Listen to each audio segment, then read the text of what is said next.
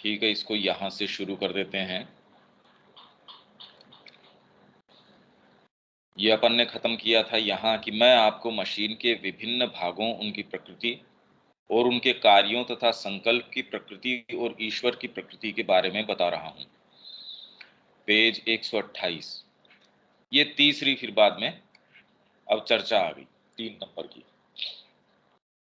क्योंकि वो प्रतिदिन जो एक एक दिन की एंट्री है, मानिए वो नंबर उसी तरीके से हैं।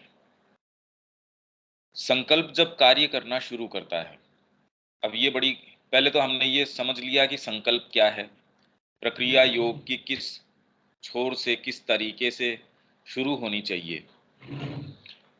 संकल्प जब कार्य करना शुरू करता है तब स्वभाव द्वारा उसकी क्रिया में बाधा डाली जाती है। तो अगर संकल्प के छोर से मान लीजिए शुरू भी किया, तो अब इसके अंदर हमारा जो बाहरी स्वभाव है वो उसकी क्रिया के अंदर बाधा डालेगा। ये वो गीता जो स्वभाव और स्वधर्म बोल रही है वो स्वभाव नहीं है।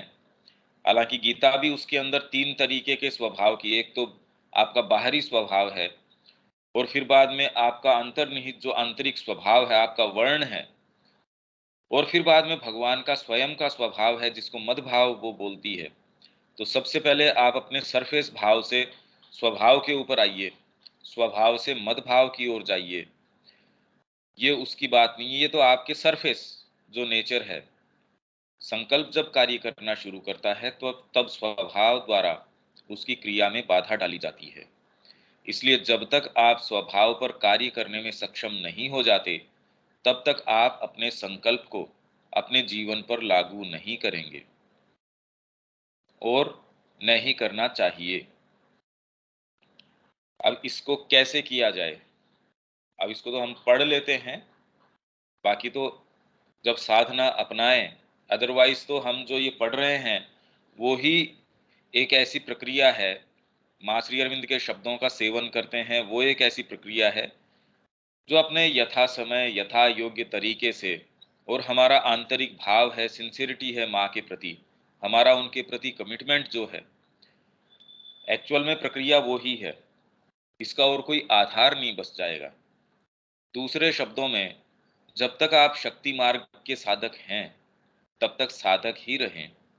जब आपको संकल्प की सिद्धि प्राप्त हो जाए तब सिद्धि का उपयोग पहले आधार की पूर्णता के लिए करें, और जब आधार की पूर्णता सिद्ध हो जाए तब सिद्ध आधार का कर्म के लिए, जीवन के लिए प्रयोग करें। ये पद्धति ये बता रहा है, इसको हम देखते हैं, क्योंकि हम प्रैक्टिकल एस्पेक्ट में जाना चाहते हैं कि भी हमारे से ये किस तरीके से रिलेट करती है, हमारे हमारे जो व्यावहारिक जीवन है उसके साथ इसका क्या संबंध हो सकता है। ये तो एक आइडियल प्रक्रिया बता रहे हैं, वो तो कह रहे हैं कि भी ये आपके सामान्य जीवन पर तब तक लागू नहीं करनी चाहिए जब तक कि संकल्प की सिद्धि प्राप्त न हो जाए। कहने का मतलब, जब संकल्प आपका पूर्ण रूप से प्रभावी है का क्या अर्थ हुआ, आपके सोचे समझे बिना माँ पूर्ण रूप से आपको काम में ले रही है। बहुत आइडियल स्थिति है ये, कि आपको उसके अंदर प्रयास नहीं करना पड़ता। माँ को आपके बीइंग में इतना स्थान मिल जाता है कि वो आपसे पूछे बिना, आपकी कोई कंसेंट की या किसी आपके कोई फ्रेमवर्क में, ये मेरे ये सुविधाएं हैं, मेरे ये गुण हैं, मेरे ये चीजें हैं, इनके माध्यम से वो करे तो कोई भी गुण, माँ के सामने कौन सा गुण ऐसा है, जगदम्बा स्वयं है भाई, आपके कौन से गुण से प्रभावित हो के वो ये चयन करेंगी जी आपके अंदर, आपकी एकमात्र सच्चाई हो सकती है। तो ये तो एक आइडियल स्थिति है कि हमारे बीइंग के अंदर माँ को इतना खुले रूप से मौका मिल जाए कि वो इसके अंदर आके अपनी क्रिया करें। कौन है हमारे अंदर इस तरीके का? तो ये संकल्प की पूर्ण सिद्धि है कि उसको आपके फ्रेमवर्क को कंसीडर करने की आवश्यकता नहीं है। भाई मेरी पूरी महारत है मेरे यंत्र के ऊपर, हारमोनियम के ऊपर है सपोज, अब उसके अंदर मैं जब आया, जब उसके ऊपर बजाना शुरू किया, उसकी सिद्धि तो इस चीज के अंदर है कि व्यवधान न करे। एक तो कोई बटन टेढ़ा है, मैं दबाना चाहूं एक दबे कुछ और, बजाना चाहूँ कुछ एक, राग निकले कुछ और, ये सही नहीं। मैं एकदम निश्चेष्ट पड़ा हूँ, जी आओ बजाओ, कोई दिक्कत नहीं है। इसका मतलब तामसिकता नहीं है।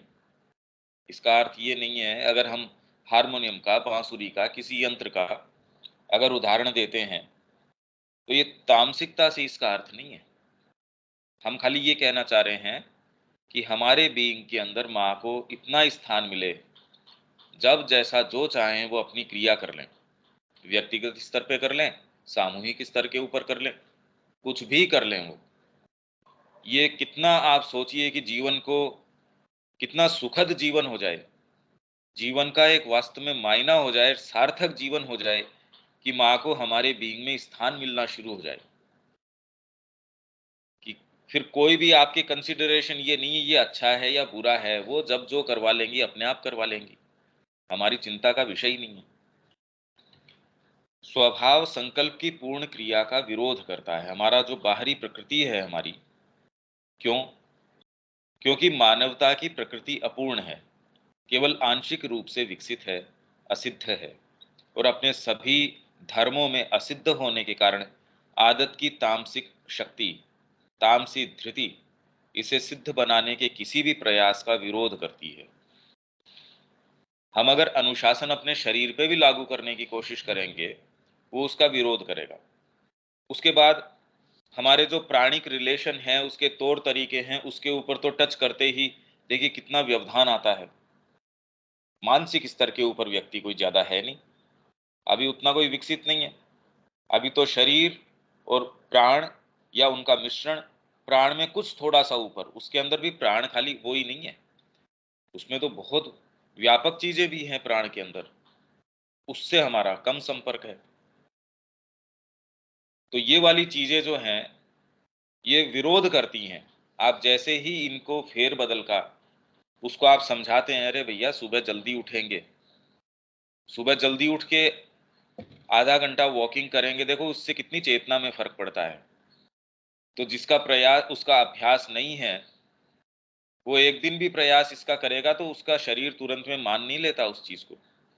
आपने संकल्प खूब लगाया, इनफैक्ट अगर आधार तैयार नहीं है, एक सीमा से ज्यादा जबरदस्ती अगर उसके साथ करते हो, तो उसके परिणाम कोई ज्यादा अच्छे नहीं आते। मानव जाति विकसित हो रही है, योग उस विकास को महान और विजयी गति से आगे ले जाने का एक साधन है। योग उसको क्या करता है, उस प्रक्रिया को तीव्र करती, कि सब्जी पकड़ी है उसकी प्रक्रिया को मैं कैसे फास्ट कर दूं, कि खाली खुला अगर बर्तन है वो आग के ऊपर चढ़ाया जाए, उसकी हीट किस तरीके की हो, बर्तन की शेप किस तरीके की हो, ये सारी चीजें अलग अलग साधन हैं जो पूरी प्रक्रिया के अंदर उसकी गति को तेज कर देते हैं। परंतु अपूर्ण स्वभाव कहता है मैं पूर्ण होने की इच्छा नहीं रखता। अरे भाई आप एक्सरसाइज करना चाहते हो, मैं ठीक हूं, मैं अच्छे से भोजन कर रहा हूं, इनफैक्ट शरीर तो रुग्ण हो, उस समय भी कामना तो ये कहती है भाई ठीक है गोली एक और ले लूंगा, शुगर अगर मेरे को है एक गोली फालतू ले लूंगा, थोड़ी मिठाई तो खा ही सकता हूँ। क्या करें भाई, अब ये तो आयोजन घर के ऊपर है, अब मैं इससे बच नहीं सकता, अच्छा नहीं लगता ना। या जितनी दलीलें हैं वो तो हमको, हमसे कोई छिपी थोड़ी हैं, कैसे कैसे क्या क्या चीजों की दलीलें आती हैं, और एंड ऑफ द डे क्या होता है, मुंह में खराब टेस्ट बचता है। मतलब सारे दिन प्रयास करो तो भी हमारी प्रकृति ऐसी बढ़िया बढ़िया खेल खेलती है। सुबह उठ के भी हम संकल्प करते हैं कि भाई आज का दिन माँ के निहित जिएंगे, रात तक आते आते आते आते वो इतने खेल खेलती है हमारे साथ, शरीर जो है वो ये दिखा देगा भी एनर्जी नहीं है मेरे पास तो। जबकि यदि अगर सही हम भाव में हैं, अगर सही तरीके से चल रहे हैं, तो शरीर के अंदर तो हम चाहें उससे ज्यादा एनर्जी, हमने तो ब्रह्मचर्य के अनुशासन में पढ़ा था। फिर भी आप ये देखिए कि सारा समय अगर कोई ऐसी चीज है जो बिखराव के अंदर है, तो आप वो काम कर लेंगे। पार्टी है उसमें आराम से जाया है, कोई दिक्कत वाली बात नहीं है। यही अब ये कहा कि एक सेंटेंस है ये श्री अरविंद का, और ऐसा सेंटेंस जो अभी समझ नहीं आ रहा। अब इसी के पीछे दिमाग लगाओ तो 5 मिनट भी आपको ये लगेगा, घड़ी बार बार देखेंगे तो आप ये कहेंगे बंद तो नहीं हो गई, ये चल क्यों नहीं रही। ये समस्या है। ये वास्तव में जिसने ईमानदारी से प्रयास किया है, वो ये देख सकता है कि सारे भाग खड़े हो जाते हैं, मान लीजिए विरोध के अंदर। क्योंकि प्रकृति क्या कहती है? मैं पूर्ण होने की इच्छा नहीं रखता, स्वभाव आपका। मैं अपूर्णता का आदी हूँ और इसे सरल और आरामदेह पाता हूँ।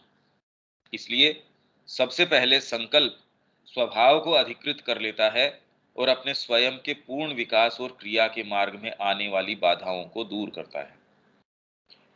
इसीलिए हम कहते हैं कि थोड़ी-सी कोई ऐसी चीज़, कोई व्यसन है, कोई कोई भी चीज़ आप ये कहते हैं कि भई इसके बिना मैं नहीं रह सकता, वो आपके संकल्प को तोड़ देता है। भई अपने आप में वो चीज़ अच्छी है या खराब है, वो बात अलग है। पर आप एक भी चीज़ के लिए आप ये कहें कि जी इसके बिना तो मैं नहीं रह सकता। मेरे को ये तम्बाकू तो खाना ज़रूरी है ही। इस समय ये चाय तो पीनी ज़रूरी है ही। एक भी चीज़ अगर ज़रूरी है, तो उसने आपके संकल्प को तोड़ दिया। उस संकल्प के अंदर ब्रीच आनी शुरू हो जाएगी और हम तो जो महत् कार्य करना चाहते हैं, उसके अंदर तो संकल्प की पूरी चट्टान चाहिए हमको। हम इकट्ठा कर पाएँगे नहीं कुछ भी। तो असिद्धि का कारण छोटा-सा कि यार इससे क्या होता है? मैंने तो चाय भी पहले 3 पीता था, अब 1 ही कर दी। वो भी इतनी सी पीता हूँ। अगर वो नहीं लूँ तो मेरे सिर दर्द होना शुरू होता है, मेरे ये होता है। जिन-जिन के सबके अपने-अपने तरीके के। कोई किसके लिए कहता अभी इस समय तो ये करना मेरे लिए ज़रूरी है। इस समय ये चीज़ ज़रूरी है। तो ये जैसे ही आप किसी एक चीज़ को ये कहते हैं कि ये मेरे लिए आवश्यक है, वैसे ही हमने अपने संकल्प को निष्प्रभावी बना दिया। और अगर संकल्प को आपने निष्प्रभावी बना दिया, तो और कोई दूसरी शक्ति नहीं रह जाती जो स्वभाव को रूपांतरित करे। और यदि हम रूपांतरण श्री अरविंद के मार्ग पे चलना चाहते हैं, तो कोई भी चीज़ ये तो हम ध्यान से देखें रहे कौन-कौन सी चीज़ों ने बाँध रखा है। उसमें ये जस्टिफिकेशन देना तो बिल्कुल गलत हो जाएगा कि इस चीज़ के बिना तो मैं रह ही नहीं सकता। पहले तो ये ढूँढो ये वाली चीज़ कौन-सी है जो मैं ये कहूँ इसके बिना नहीं रह सकता। सबसे पहले तो उसको उसके ऊपर प्रहार करो कि सबसे बड़ा शत्रु कौन-सा है उसको मारो सबसे पहले तो, कि मेरा दुश्मन सबसे बड़ा कौन है ये है। आपको थोड़े दिन में पता चलेगा एक आध की कमर तोड़ने के बाद में दूसरे तो यूँ ही भाग जाएँगे। वो कहेंगे कि भैया मैं नहीं हूँ, मैं नहीं हूँ। जैसे आपका शत्रु है, जब तक आप शांति से हैं और उसको लगता है कि आप कोई प्रतिक्रिया नहीं करेंगे, वो खड़े रहेंगे। वो आपको डराते रहेंगे। जैसे ही उठ के आपने उसके कि भैया कौन-सा है इनमें से और उसकी पिटाई पहले करी, तो दूसरे वाले तो यूँ ही भाग जाएँगे उसमें से। तो संकल्प की प्रक्रिया हमारे सबके लिए यही है कि मेरा कौन-सी चीज़ है जो मेरे को रोके हुए सुबह उठना या मेरी आसक्ति, मेरा ये बारीकी से देखो और उसके ऊपर सबसे पहले कुठाराघात करो। सबके अपने-अपने तरीके हैं, माँ ने इसकी पद्धतियाँ बताई हैं। विल पावर को कैसे डेवलप करना है, वो पूरा माँ का साहित्य और कुछ नहीं है। यही प्रैक्टिकल इस सारे को अगर अभ्यास में लाया जाए और उसमें क्या-क्या चीज़ें अराइज़ होती हैं, उसके क्या-क्या तरीके हैं, वो माँ से अच्छी और कहीं मतलब और कोई दूसरा साहित्य है ही नहीं। इसको कैसे करना चाहिए, योग को व्यावहारिकता के अंदर कैसे क्या करें, माँ से सुंदर साहित्य कोई देखा नहीं। वो और दूसरे तो छोटे-छोटे ये यूँ ट्रिक्स बताते हैं, क्रिया योग है, ये योग है, पर एक्चुअल के अंदर कोई बात नहीं बताते। माँ का जब हम पढ़ते हैं, वो तो ऐज़ इफ सारे को कि व्यावहारिक तरीके से ये, पर वो जिस भाषा में है इसीलिए हमको वो भाषा भ्रमित कर देती है, क्योंकि वो इतनी सहज सी लगती है, हमको लगा हाँ, हाँ, ये तो बात है ही। कितने जनों को मैंने कहा कि भी माँ का साहित्य आप रेगुलर पढ़ो। उन्होंने पढ़ने के बाद में फिर बाद में कहते जी आपने कहा हमने पढ़ा भी। ये तो वही बातें हैं जो सामान्यतः होती हैं।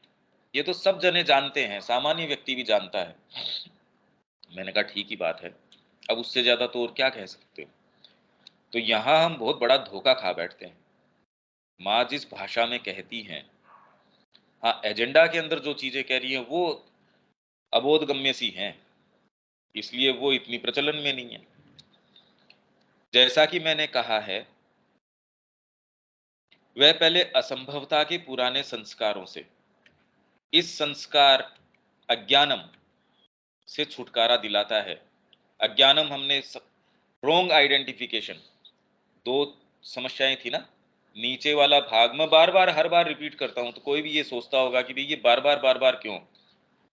मैं इसको पूरा गहराई से, कि जब ये इश्यू आए तो हम तुरंत समझ जाएँ।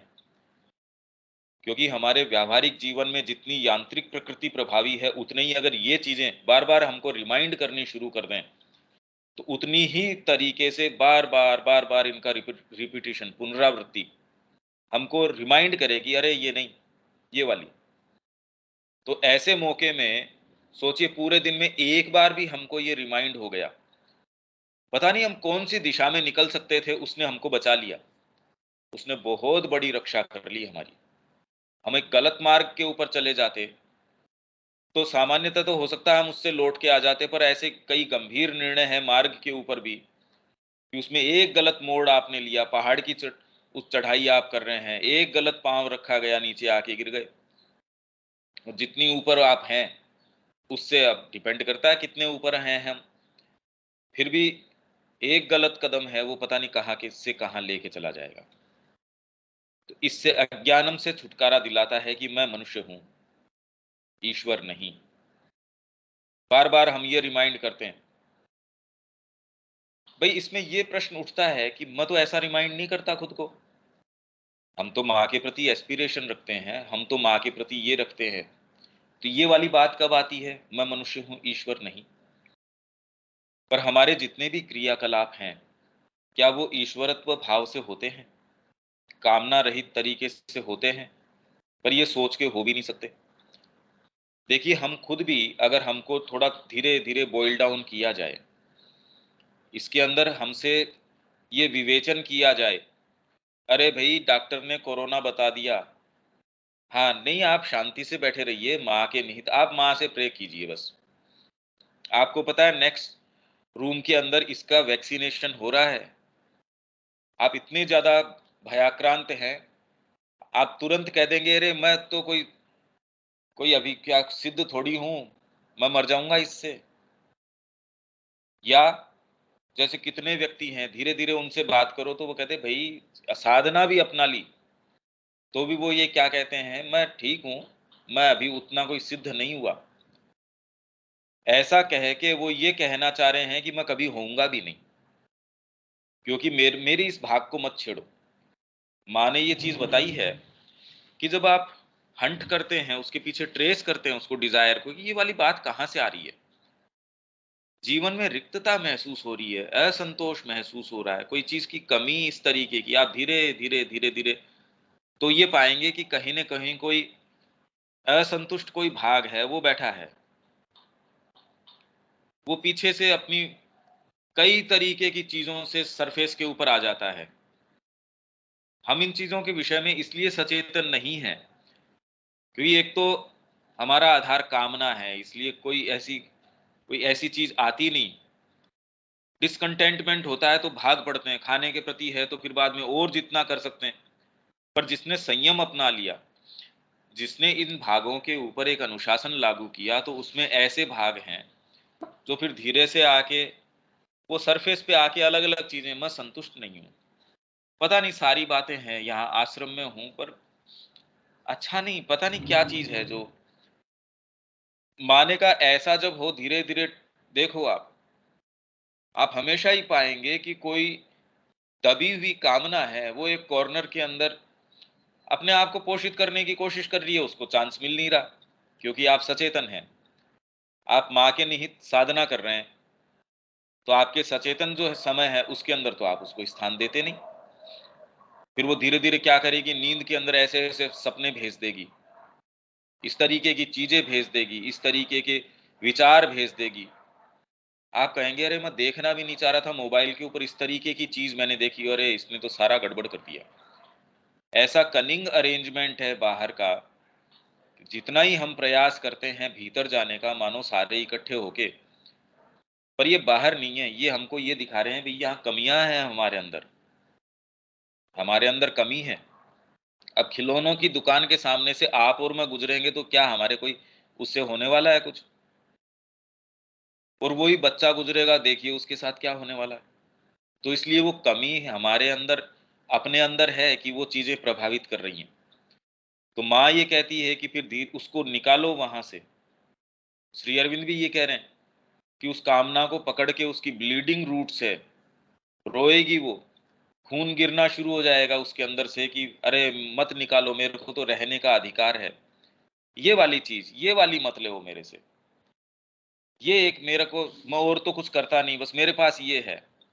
अरे माँ, मेरी मेरी ये एक आदत है, मेरे को ये अच्छा लगता है, मेरे को ये मकान पसंद है, मेरे को ये तरीका पसंद है, मेरे को ये पद्धति पसंद है, मेरे को तो अपना सेल्फ रेस्पेक्ट, अरे ये तो, इसीलिए माँ ने कहा कि इसके अंदर, साधना के अंदर, आप जिसको सो कॉल्ड ये सेल्फ रेस्पेक्ट या फिर बाद में मान अपमान, इनका कोई स्थान नहीं है। भाई अगर आप अपने अंतरात्मा के दृष्टिकोण से देखें कि मैं माँ के निहित हूँ, इसके अंदर ये सारा बवाल कहाँ से आ गया भाई? मेरा मान, मेरा अपमान, ये तो कहीं नहीं है। और फिर भी हम सारे दिन पर, ये सारी किसके परिप्रेक्ष्य में हो रही है? जो व्यक्ति वास्तव में मार्ग पे चलना चाहता है या एक स्तर के ऊपर चल चुका है, उसके लिए है ये सारी बातें। क्योंकि सामान्य जीवन में तो व्यक्ति आधार ही अपना कामना को लेके चलता है। उसको ये कह दे कामना छोड़ दे, तो वो कहेगा आधार, फिर मेरा तो आधार क्या है? इसलिए ये उसकी बात नहीं हो रही। हम में से जो ये कहते हैं हम मार्ग पे चलना चाहते हैं, उनके लिए है ये। संकल्प को सबसे पहले कहना होगा मैं सर्वशक्तिमान हूँ। पुरुष जो आज्ञा देता है मैं वह कार्य कर सकता हूँ, क्योंकि संकल्प कर्म में शक्ति है। संकल्प जो है कर्म में शक्ति है। और आप ये देख पाएंगे कि कर्म हम कर पाते ही नहीं। मैं तो खुद देखता हूँ कि सारी लड़ाई तो इसी चीज की है। आपके लिए जो सुखद होगी, शरीर भी उसके अंदर दौड़ भाग कर लेगा, उसके अंदर प्राण भी दौड़ भाग कर लेगा। बच्चे की शादी है, उसके अंदर आपके कुछ भी अगर फिजिकल एलिमेंट भी कुछ हो रहा है तो भी अगर गोली ले लेंगे, कोई कोई दिक्कत नहीं है। और जिसमें बड़ा रस आपको आ रहा है, उसमें तो देखो आप क्या क्या कर गुजरते हैं। और यही अगर माँ का कार्य करना हो, जिस चीज के अंदर अपने को वो सुखद नहीं लग रहा हो, भाई दो एग्जाम्पल लो। एक व्यक्ति की हम सेवा कर रहे हैं जो जो हमसे बड़ा अंतरंग है, तो रात को भी कर रहे हैं, दिन में भी कर रहे हैं, उसके सारे काम कर रहे हैं, और उसके अंदर साथ में ये चिंता लगी है, थकान वगैरह तो होती है तो भी दरकिनार कर देते हैं, अरे ये कोई खास बात नहीं है, मेरा क्या हो रहा है, मेरे को भोजन मिल रहा है, ये बातें नहीं उठती उसके अंदर। उसमें ये चिंता लगी रहती है, चिंता के कारण नींद नहीं आती कि इतना तो कर दिया, इसके और कैसे इसके अपन थोड़ा ये पाँव मसल आते, अरे मेरी ये गलती रह गई, रात को पिताजी को पंखा करते तो ठीक रहता, ओहो सुबह तो वो मिले ही नहीं पिताजी। मैं समझ नहीं पाया कि रात को वो खांस रहे थे, उनके शायद सांस लेने में दिक्कत थी, ये थी वो थी। जब आपका कंसर्न है तो ये भाव है, वहीं कंसर्न नहीं है, कोई आपके ऊपर कोई गेस्ट आया, आपकी कोई विशेष भावना नहीं है, कोई साथी आपका एक बार आपके लिए छोड़ के चला गया कि मैं आता हूँ, एक बार आप थोड़ा इसका ध्यान रखना, उसके साथ कुछ भी हो जाता है और आप मिनिमम भी कर देते हैं, तो देखिए, और उसके लिए अगर कुछ ज्यादा करना पड़ जाता है तो उसमें अरे यार ये कब जाएगा, बताओ, ये जबरदस्ती का हो गया। 2 घंटे से इसके पीछे लग रहे हैं, दूसरे केस में आप पूरे पूरे रात कई कई दिन सारा काम कर रहे हैं। अब बताओ, इसके मतलब पेशाब भी साफ करना पड़ रहा है, ये भी करना पड़ रहा है, ओहो, अब पैसा देना पड़ रहा है। मतलब जैसे ही इवन भाइयों के अंदर ये होता है कि इस चीज के, इस आयोजन के इतने पैसे हैं तो सारों की ये, अगर आप में अच्छा भाईचारा है तब तो इतना नहीं अराइज होता, बैक ऑफ तो ऑफ द माइंड तो ये होता ही है, चलो कोई नहीं भाई, मेरे पास है, मेरे, इसलिए इसके अंदर इतना धनराशि का व्यय हो गया, खर्च हो गया, तो मेरा अपना भाग इतना है। और इसके अंदर चलो मेरा ये भाई ठीक नहीं है तो मैं इसके भाग का भी दे देता हूँ, और ये करके अंदर से अपने आप को पोषित करता हूँ। उतने का तो मेरे को लाभ चाहिए ही ना। अगर मैंने एक्स्ट्रा पैसा खर्च किया है उतना, तो मेरे को उसका लाभ चाहिए, चाहे बाहर से रिकग्निशन चाहिए कि हाँ ये व्यक्ति बड़ा अच्छा है, या खुद की प्रकृति ये कहेगी हाँ मैं सामान्य व्यक्ति जैसा नहीं हूँ। ये सारे सामान्य सोच के तरीके हैं, इसका आध्यात्मिकता से, इन चीजों से कोई लेना देना नहीं है। पर जैसे ही प्रकृति को हम कोई ऐसी चीज के लिए नियोजित करते हैं, न शरीर चलना चाहता, आधा घंटे हमने स्टडी कर ली या अनुवाद कर लिया या कोई एक कैंप ऑर्गेनाइज कर दिया माँ के नाम से शिविर। अब देखो हम कैसे भुनाते हैं उस शिविर को, कितना उसका क्या क्या करते हैं। जी हमने ये एक्टिविटी करी, हम अपनी दुकान के ऊपर उससे ज्यादा एक्टिविटी करते हैं, हमको लगती ही नहीं वो बात। हम तो ये सोचते हैं यार कर नहीं पा रहे पूरा। व्यापार में मतलब चिंता लगी रहती कि और क्या करूं, वो वाली चिंता माँ के कार्य के लिए नहीं लगी रहती। और अगर खुदा न खास्ता उसमें अगर हमने कर लिया, पहले तो हम कर ही नहीं पाते, पर अगर कुछ कर भी लिया तो उसको फिर भुनाते हैं। तो ये हम कर ही नहीं पाते, कर सकते ही नहीं, हमारी प्रकृति हमको करने ही नहीं देती। तो यही बात वो कह रहा है, क्योंकि संकल्प कर्म में शक्ति है और केवल एक ही शक्ति है, स्वयं काली। तो यदि संकल्प प्रभावी है तो आप कर्म कर पाएंगे, अदरवाइज इसके निहित कर्म कर ही नहीं सकते। आप उस फ्रेमवर्क में ये कहेंगे नहीं नहीं मैं पूरे दिन की व्यस्तता के अंदर माँ के लिए देखो 1 घंटा निकालता हूँ, मेरा इतना बड़ा महल है उसके अंदर मैंने एक रूम पूरा का पूरा माँ के लिए दे दिया। अब बताओ ये एहसान माँ कैसे चुकाएगी आपका। इतना बड़ा मैंने एक किया, एक मकान बनाया, उसमें आप क्या समझते हैं, एक आला नहीं, मैंने पूरा का पूरा एक उनके लिए बना दिया भाई। और ऐसे प्रोमिनेंट स्थान के ऊपर कोई भी आता है देखता है और वो मेरी वाहवाही करता है। अब ये इतना बड़ा जो ऋण है माँ के ऊपर हमारा, वो कैसे चुका पाएगी माँ, बड़ा मुश्किल हो जाएगा। ये सारी चीजें आप देख सकते हैं कि एकदम हम यही काम करते हैं, ये ही सारे समय।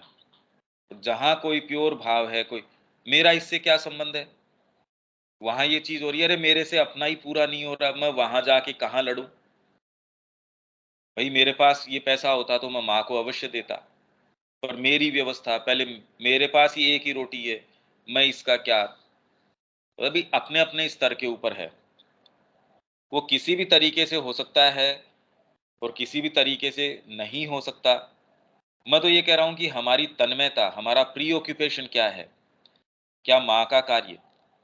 यदि आप सही चेतना में होंगे, कितना भी कर लो तो भी ये लगा रहेगा मैं और क्या कर लूं।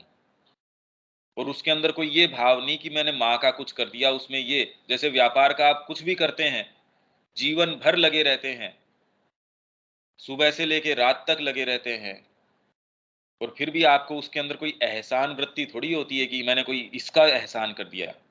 आपके ये रहता रहे इसके अंदर करेंगे तो ये अपने को कुछ देगा। जब एक छोटी सी चीज के अंदर ये भान है तो माँ के लिए तो हम कृतज्ञता से ज्यादा और कुछ नहीं भाव रख सकते, कि कितना भी करें कम है, उनसे जो प्रेम है वो करवाएगा आपका। उसके अलावा तो दूसरे भाग खाली कैलकुलेशन जानते हैं और कोई दूसरी चीज जानते नहीं। तो स्वयं काली है वो जो शक्ति है ना, संकल्प है, वो कर्म में शक्ति है, स्वयं काली है, जो दिव्य ऊर्जा के रूप में अभिव्यक्त होने वाले भगवान है। तो आप जब इस मार्ग की ओर जब जैसे ही दृष्टिपात करते हैं, तो थोड़े समय बाद में आपकी प्रकृति आपको एनर्जी देगी ही नहीं, क्या करें। ओहो कुछ बहुत सोचते हैं, एक काम कीजिए, मैं आश्रम के नीत पैसे दे देता हूँ, समय कहाँ से लेके आए। हालांकि माँ कह रही है कि वो भगवान के सच्चे बालक हैं। कुछ लोग अपना धन देते हैं, कुछ लोग अपना समय देते हैं, कुछ लोग जीवन देते हैं, अब कुछ लोग कुछ देते हैं ये, और कुछ लोग अपना कुछ भी नहीं देते।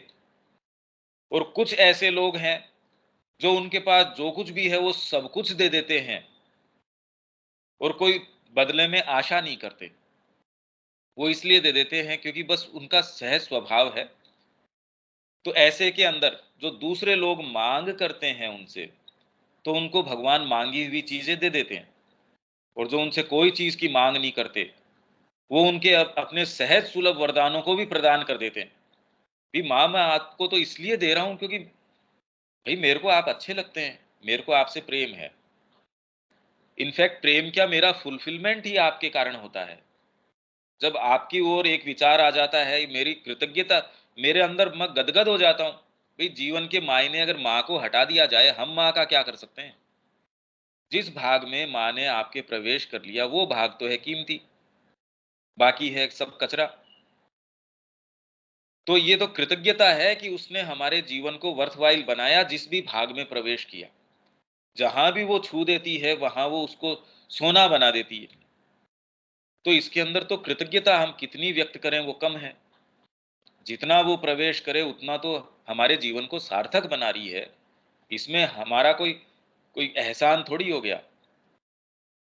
उसका एक क्षण अगर आ गया हमारे जीवन के अंदर, तो वो हम पूरे जीवन या हमारे आने वाले कितने भी जीवन है, हम रीपेमेंट नहीं हो सकता उसका।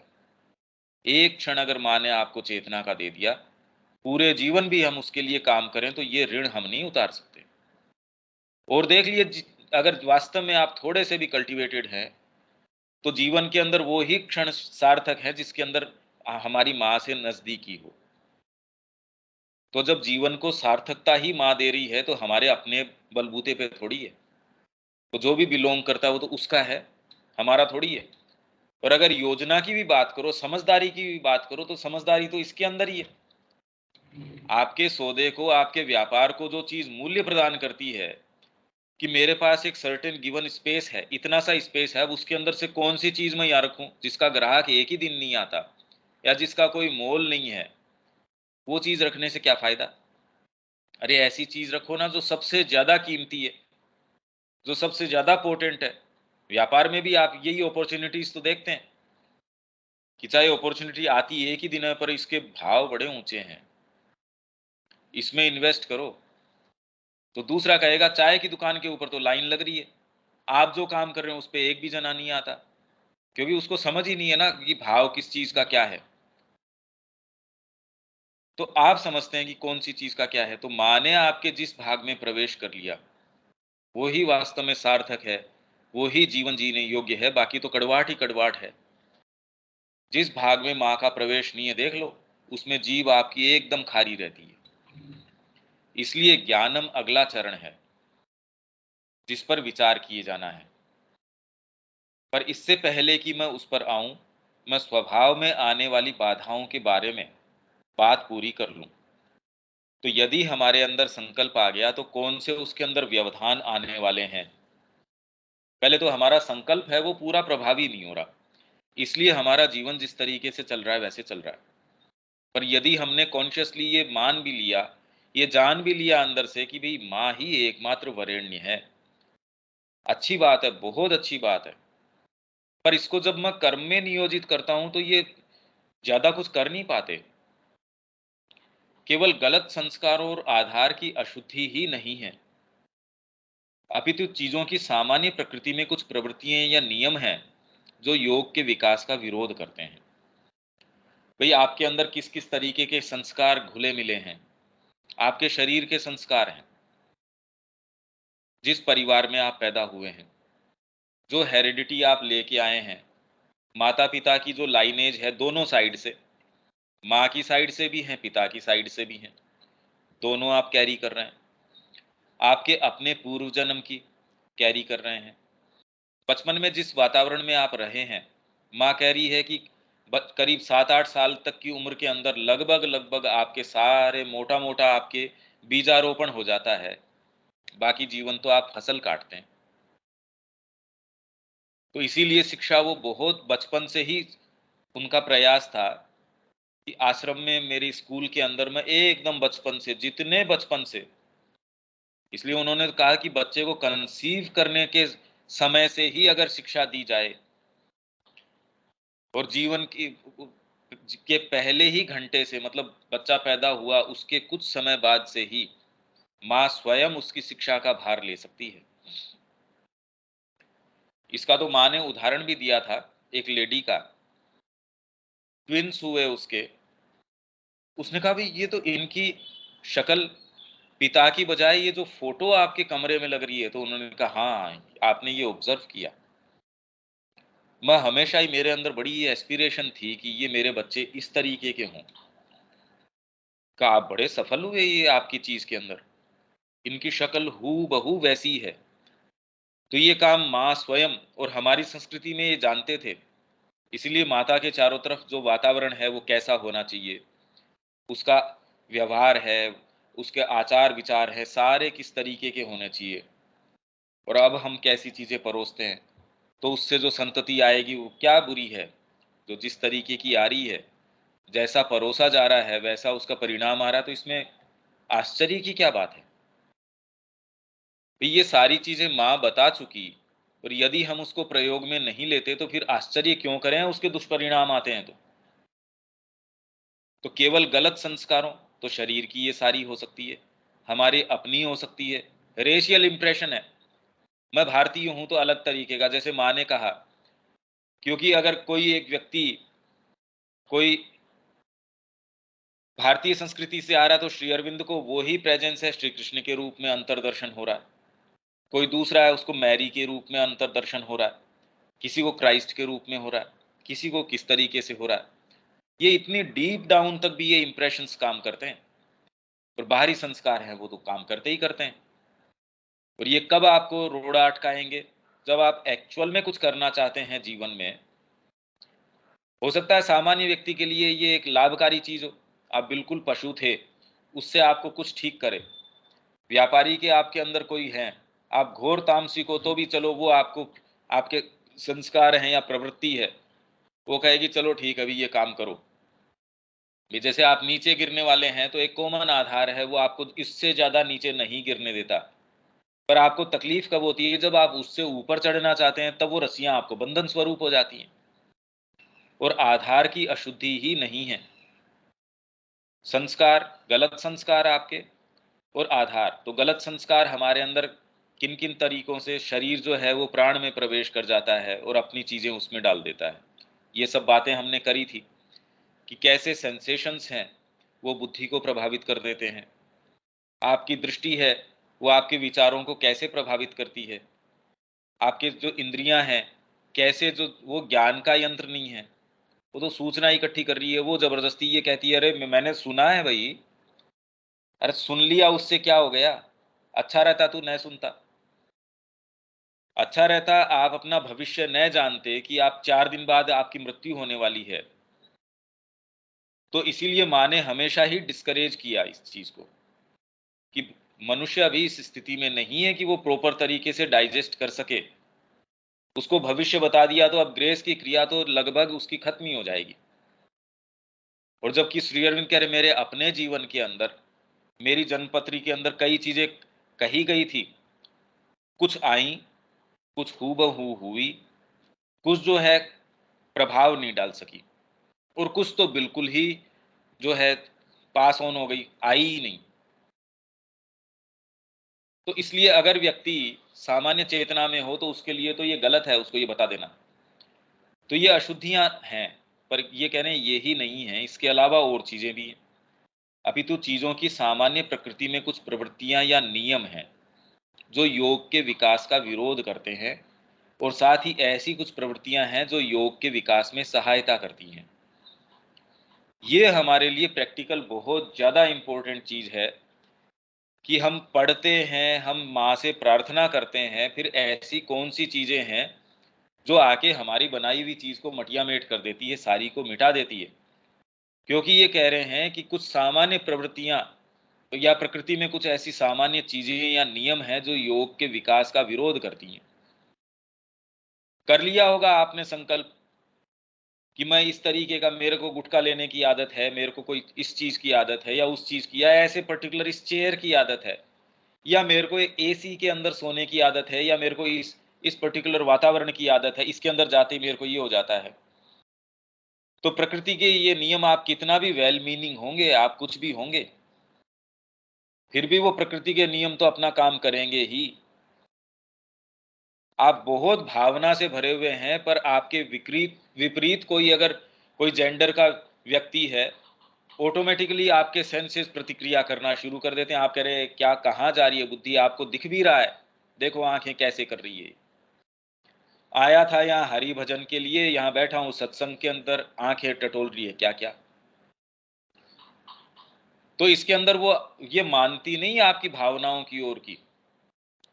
आपकी इंद्रियां हैं, फिर आपका माइंड है किस तरीके से काम करता है, आपकी प्राणिक प्रवृत्तियां हैं, वो बंधे हुए हैं उन चीजों से। उसके साथ तो पूरे समय आपको लड़ना ही पड़ेगा, उसकी आदतें बनानी ही पड़ेंगी। तो ये योग के विकास का विरोध करते हैं। भाई सामान्य व्यक्ति को तो कोई फर्क नहीं पड़ता, जो अनुशासन करना चाहेगा उसके अंदर ये प्रवृत्ति, क्योंकि उसकी रोज की आदत है ये। भाई आपके कोई खेत है, उसके अंदर से किसी ने रास्ता बना रखा है, तो वो तो उसकी आदत है, वहां से रोज जाएगा। जब आप उसको व्यवधान डालेंगे तो वो तो आके टकराएगा ही, उस व्यवधान को तोड़ेगा ही। साथ ही ऐसी कुछ प्रवृत्तियां हैं जो योग के विकास में सहायता करती हैं। अब ये दोनों को हमको समझने की आवश्यकता है कि ये वाले नियम हैं, तो इससे एक तो हतोत्साहित न हो जाएं कि ये तो विरोध करेंगे, तो जितना ही ये विरोध करते हैं उतना ही मेरे को धैर्य रखना होगा, और इनका मेरे को शांत धैर्य के साथ इसका सामना करो। जैसे श्री अरविंद कह रहे हैं कि सामान्य प्रकृति विरोध करती है, उसमें व्यक्ति भी विरोध करते हैं, सामने आपका खुद का जो बीइंग है वो विरोध करता है परिवर्तन का, सारी चीजें विरोध करती हैं। आप लकड़ी को धक्का देने की कोशिश करेंगे, उसकी अपनी प्रकृति है। अगर बैंड होने की उसकी प्रवृत्ति है तो बैंड हो जाएगी, पर जोर से आके आपके ऊपर वार भी कर सकती है वो। हर चीज की अपनी प्रकृति है, उसकी प्रवृत्ति है अपनी। तो इनमें से कुछ प्रवृत्तियां और प्रकृतियां हैं, उसकी कुछ नियम हैं जो हमारे लिए सहायक हो सकती हैं, और कुछ ऐसी हैं जो हमारी जो प्रयास है उसका खंडन करती हैं। ये अगर हम समझ जाएं तो प्रैक्टिस में हमको ये पता चलेगा कि फिर बाद में कौन सी चीज़ तो सहायक है, तो इन वाली को तो हमको डेवलप करनी चाहिए। ये हमारे विरोध के अंदर है, इनको हमको सहन करना चाहिए, धैर्य रखना चाहिए कि भी हाँ समय से जाएंगी ये। भी विरोध करेंगी, विरोध कब करेंगी? जब हम प्रयास कर रहे हैं। 3 नियम है जो विरोध करते हैं। क्या? दृढ़ आग्रह या जिद्दीपन का नियम। उस समय उठोगे, उठते ही आप कहेंगे अरे चाय की तलब हो रही है। एक दिन आपने सपोज आग्रह करके उसके ऊपर कर भी लिया, दूसरे दिन थोड़ा सा गला खराब है, क्या करें भाई, आज तो चाय की जरूरत है। ठंडी हवा चल रही है, बार बारिश हो रही है, इसके अंदर ये धीरे धीरे आपके जो सजेशन के रूप में आती हैं ये चीजें, और आप उसको वहीं पहचान पाओ, बड़ा मुश्किल है। क्योंकि आप जानेंगे कि इन इन अवस्थाओं में तो आप पहचान पाए उसके जो धीरे से जो सजेशन आते हैं, और बाहरी रूप से आपने उसको कंट्रोल भी कर लिया, सपने में आ जाएंगी, या ऐसी जगह आ जाएंगी, अरे भाई ऐसी स्थिति के अंदर क्या करें, सामने वाले ने कह दिया मैंने तो आपके लिए बना ली चाय, अब क्या करें, इसको फेंक थोड़ी सकते हैं। ओहो, ये तो कोई एटिकेट्स नहीं है ये। तो आप ये पाएंगे कि लगभग फिर बाद में अगर आपने 5 दिन उसके ऊपर आग्रह करके उसके ऊपर प्रयास कर भी लिया, फिर टूट जाता है। और फिर उससे आगे और भी बुरी बात क्या होती है, व्यक्ति कहता है यार मैं जबरदस्ती इसके पीछे सिरफोड़ी कर रहा हूँ, मतलब मैंने इसके पीछे इतने दिन खराब किए, उसकी बजाय तो और कोई चीज में दिमाग लगता नहीं। अब बताओ, इसकी बजाय तो एक चाय पी लूं तो मुझे क्या फर्क पड़ता है इससे। फिर पी के इसको मैं नक्की करता हूं तो जिससे कि काम में तो दिमाग लगे, नहीं तो सारे समय कभी हर जने के साइकोलॉजिकल इसके प्रभाव पड़ते हैं, फिजिकली गिरा गिरा रह रहा है शरीर, काम में मन ही नहीं कर रहा। या फिर ये अरे मैंने 10 दिन खराब किए थे, ये वापस आ जाता है, कोई फायदा नहीं है ये करने से। अब आगे आप संकल्प करना, आपका आगे की संभावना भी आपकी प्रकृति ने, मतलब इतनी कनिंग है ये, इतनी ज्यादा बदमाश है, आगे की संभावना के ऊपर भी इसने पूरा लेप कर दिया कि ना ना, इस तरफ मत देखना, इधर नहीं, मेरे ऊपर संयम मत करना। हाँ आप भगवान का भजन कर लो, अरे भाई ये पीने से जो है रात को मैं अच्छा जागरण कर पाता हूँ, माँ की पुस्तक पढ़ने में इससे मेरा कंसंट्रेशन अच्छा बन गया। ये सारी दलीलें दे के वो तो इनफैक्ट इसको कहीं नैतिक न बता दे कि अरे ये पीने से तो फायदा होता है। जैसे कई लोग हैं जी, हमारे गुरुजी चाय बहुत पीते थे, तो मैं जानता हूं कि ये नहीं पीनी चाहिए, पर आप लोग मेरा अनुसरण भी मत करना, पर हम तो खूब पीते हैं जी। और आप ये सोचेंगे मैं ये क्या उदाहरण दे रहा हूं, तो आपके ये जो बागेश्वर जी हैं ये तो उदाहरण दे रहे हैं ना, ये वो तो बैठ के मीडिया के अंदर की जी आप मेरा अनुसरण मत करना। ये सारी चीजें प्रकृति के अंदर आके, हालांकि हमको किसी से मतलब नहीं है क्योंकि वो पूर्ण योग के साधक नहीं है, और वो जो कर रहे हैं हमको ये पता नहीं कि वो सही है या गलत है, हो सकता है बहुत ठीक बात हो। अगर गुरुजी आपको ये कह रहे हैं कि चिलम पियो रोज या हुक्का पियो, तो कहाँ दिक्कत आ रही है? इनफैक्ट मैं कह रहा हूँ आपके लिए लिबरेशन का मार्ग ही वही हो सकता है। भी वो जो कहें तो उसके अंदर फिर बाद में और कोई सेकंड थॉट तो हो ही नहीं सकता। पर मैं ये कह रहा हूं कि हमारी प्रकृति किस तरीके से, जब आप उसके ऊपर लगाम लगाने का प्रयास करते हैं, वो उसको आगे की संभावना ही खत्म कर देती है आपकी कि क्या उसके ऊपर लगाम लगा सको। इतना बढ़िया उसके ऊपर एक परत चढ़ा देती है, मुलम्मा चढ़ा देती है उसके ऊपर, कि आपको तो वो लगेगा अरे ये तो करने लायक चीज थी, बताओ मैं जबरदस्ती जिस चीज को मेरे को करना चाहिए उसको हटाने का प्रयास कर रहा है। गलत बात है। हो गया आपका काम। दृढ़ आग्रह या जिद्दीपन का नियम, प्रतिरोध का नियम। एक तो है दृढ़ आग्रह, जैसे बच्चे को आप उठा रहे हैं या उसको, तो वो कह रहा है नहीं मैं नहीं जाऊंगा, तो उसको घसीट के लेके जा रहे हैं, तो ये है जिद्दीपन। उसका जिद्दीपन है, नहीं मैं नहीं करूंगा। एक चीज हो गई, जैसे बच्चा करता है वैसे ही हमारी प्रकृति करती है। दूसरा प्रतिरोध का नियम, इसमें खाली वो दृढ़ आग्रह नहीं, प्रतिरोध भी कर रहा है, तो ये थोड़ा और ज्यादा हो गया, प्रतिरोध करता है इसका। और पुनरावृत्ति, तीसरा और भी है जोरदार, ये बार बार आ जाएगा। एक बार आपने ये आदत निकाल के बाहर फेंक दी, फिर आ जाएगी, फिर निकाल के फेंकी, फिर आ जाएगी। आके यार परेशान हो गए इससे तो। इसीलिए विवेकानंद जी ने तो, मतलब ये सामान्य, आप ये मत सोचिए कि ये कोई सामान्य चीज नहीं है, चीज है।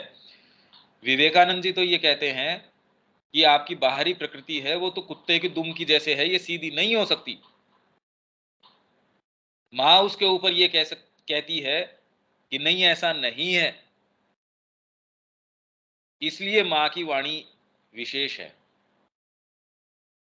क्योंकि विवेकानंद जी एक चीज कह रहे हैं जो प्रैक्टिस में हम पाएंगे कि हाँ अरे बात तो ऐसी नजर आती है, अगर विवेकानंद जी ये कह रहे हैं तो सामान्य बात तो नहीं है। उन्होंने अपनी प्रकृति के ऊपर जो जो कार्य किया, कोई उनका कोई, उन्होंने कहा मेरे को व्याख्यान देने का या इसका कोई भी पता नहीं और कोई इसका मेरा इंक्लिनेशन नहीं, पर जब वहां गए हैं विदेश के अंदर, तो उन्होंने कहा मैंने तो अपने आप को छोड़ दिया, और इसके अंदर रामकृष्ण जी आए और उनको जो बुलवाना है वो उन्होंने बुलवाया।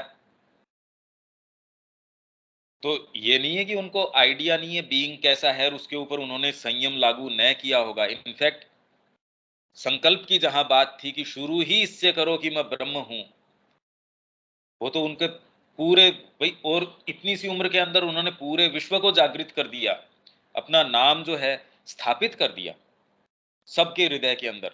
और हम पढ़ के भी गए थे अर्ली कल्चरल राइटिंग के अंदर कि पता नहीं कि उनकी प्रेजेंस कहां कहां काम कर रही है विवेकानंद जी की। सामान्य व्यक्ति नहीं है, वो जानते हैं कि इसका क्या अर्थ है। और उन्होंने कहा कि हमारी जो प्रकृति है वो कुत्ते की दुम की जैसे है, ये सीधी नहीं हो सकती। माँ ने कहा फिर बाद में योग से फायदा क्या, ये सीधी हो सकती है हाँ बहुत मुश्किल है, पर मुश्किल होना और असंभव होना ये तो बहुत बड़ी बात है, अलग अलग है ये तो। इसलिए माँ की जो वाणी है वो वैसी कहीं कोई दूसरी जगह देखने ही नहीं मिलती। श्री अरविंद की भाषा है, उन्होंने सारी व्यापक रूपरेखाएं हमको प्रदान कर दी, कर्म में क्या करना है। हालांकि उन्होंने जो रूपरेखा अपने लेटर्स के अंदर दी है वो तो direct day to day guidance है उसके अंदर, पर माँ तो उसको जिस वाणी में कह रही है, जैसे कि बोलचाल की भाषा के अंदर आज तक पृथ्वी के ऊपर इससे बड़ा डायनेमिज्म नहीं आया। और हम ये सोचते हैं हाँ ठीक है पढ़ लिया हमने तो, सीधी सीधी बातें हमको तो बड़ी समझ में आ रही हैं,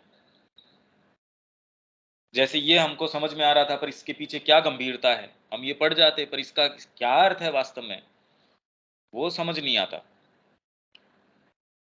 तो ये तीन हो गए, एक तो दृढ़ आग्रह जिद्दीपन, दूसरा प्रतिरोध, प्रतिरोध करता है आपका। आप सुबह उठने की कोशिश करेंगे, वो प्रतिरोध करेगा आपका। किस तरीके से दिन के अंदर आलस्य रह सकता है, या आपकी कुछ ऐसी चीजें हैं, जैसे कई लोगों के व्यसन की आदत हो गई, अब वो करे इसके बिना तो मर जाएंगे, तो प्रतिरोध क्या, वो तो वायलेंस तक आ जाता है। पर हमारे अंदर ऐसी छोटी छोटी छोटी छोटी चीजें हैं, अभी क्यों नहीं पता लगता, क्योंकि वैसी चीज अराइज ही नहीं हो रही। आप साधना अपनाएं और गुरु आपको ये कहें कि आपके सोच समझ कैसे तोड़ते थे वो, आपकी बाहरी प्रकृति के इस आग्रह को तोड़ने के लिए सबसे पहले तो आपकी वेशभूषा ऐसी कर दी कि अगर मेरा पहनावे के ऊपर, किन्हीं ऐसे साधनों संसाधनों के ऊपर अगर आग्रह है, सौंदर्य प्रसाधनों के ऊपर, इनके ऊपर, तो वो तुरंत एकदम जड़ से ही खत्म कर दिया, भैया गेरुआ पहन ले चुपचाप। मूंड मुड़ा दिया उसका, बाल साफ कर दिए।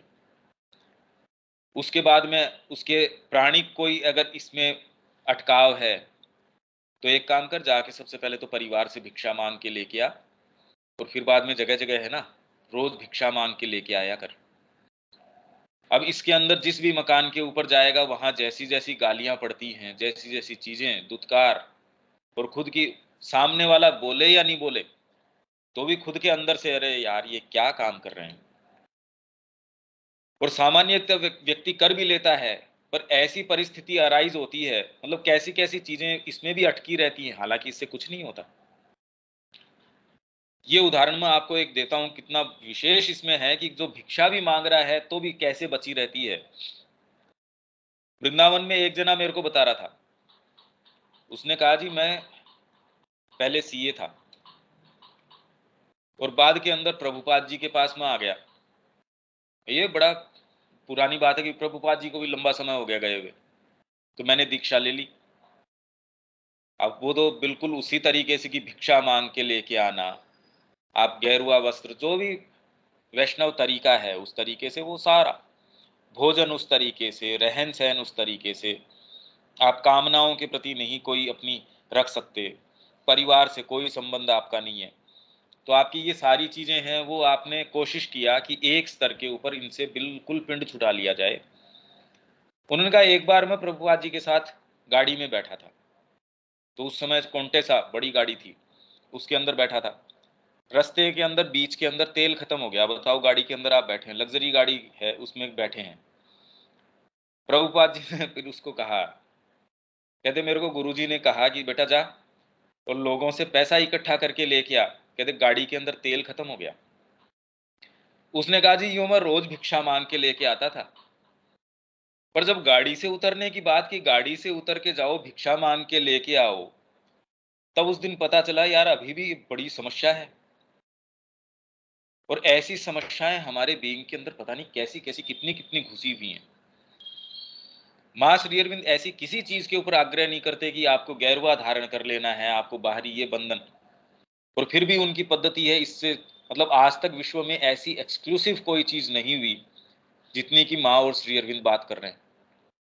पर क्योंकि वो इतनी सर्वांगीण तरीके से बात करते हैं, तो ये सारे एकांगी तरीके हैं कि आप बाहर से ये गैरवा धारण कर लो, आप ये कर लो, वो कर लो, हालांकि हमारी सामान्य प्रकृति के लिए अभी भी असंभव सी प्रतीत होती हैं ये सारी चीजें, और बहुत ज्यादा औचित्य है उनका, और हम उनको कोई भी अनादर की दृष्टि से नहीं, हमारी संस्कृति को की नींव है वो, ये गैरवा जो है इसकी नींव है, ये केंद्र बिंदु है जिसने इसको थामे रखा है।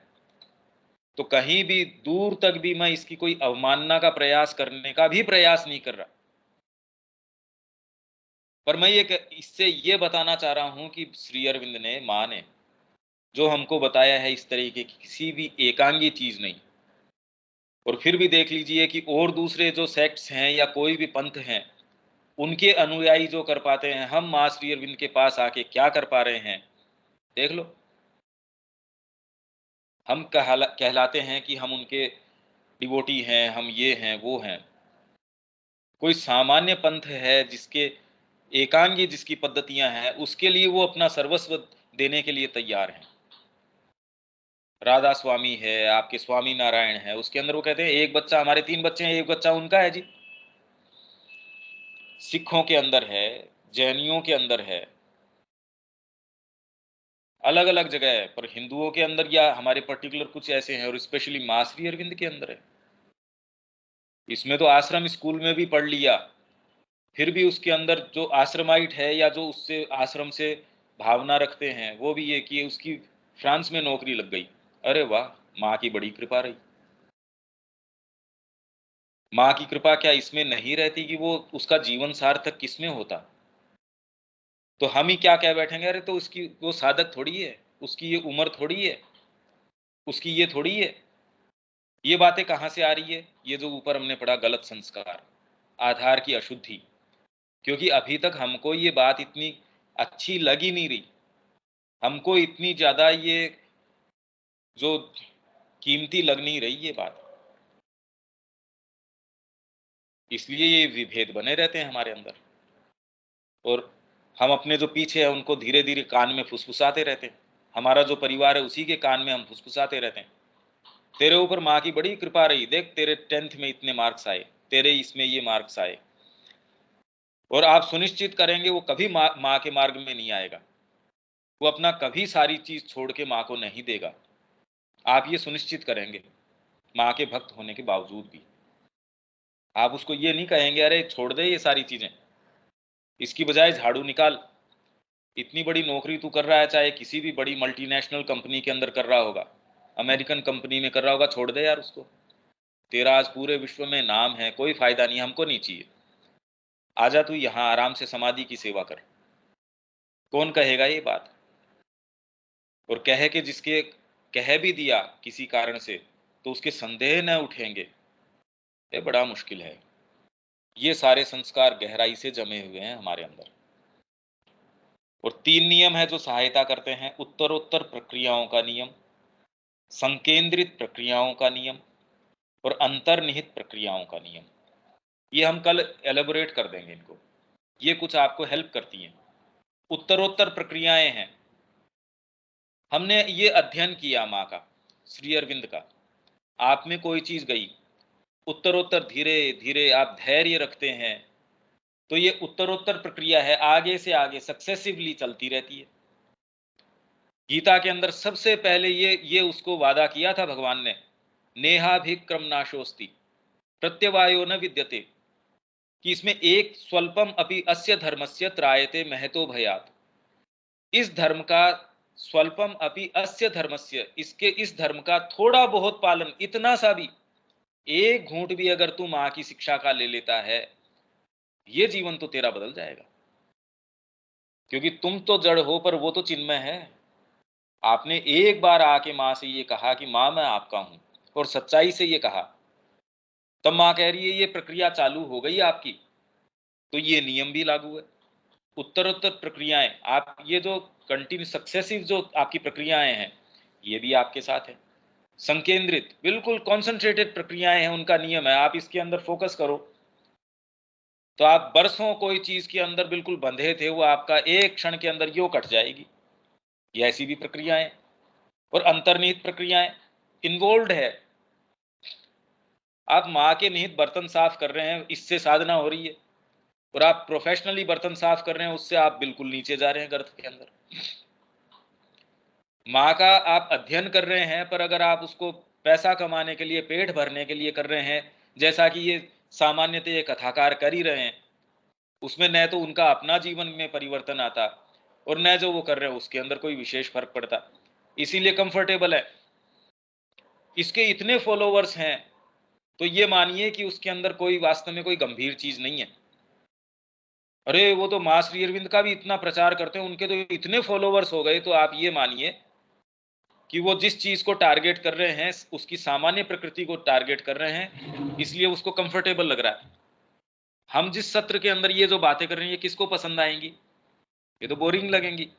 व्यक्ति 1 दिन आएगा, 2 दिन आएगा, 3 दिन फिर कहेगा यार ये समझ नहीं पा रहे, क्योंकि समझ क्या, उसमें कई चीजें रूबरू हो रही है उससे, उसको बड़ी तकलीफ होती है कि दर्पण के अंदर हमारा चेहरा दिख रहा है, हम नहीं देखना चाहते ये। तो ये कुछ प्रक्रियाएं हैं, इनकी कल हम बात करते हैं।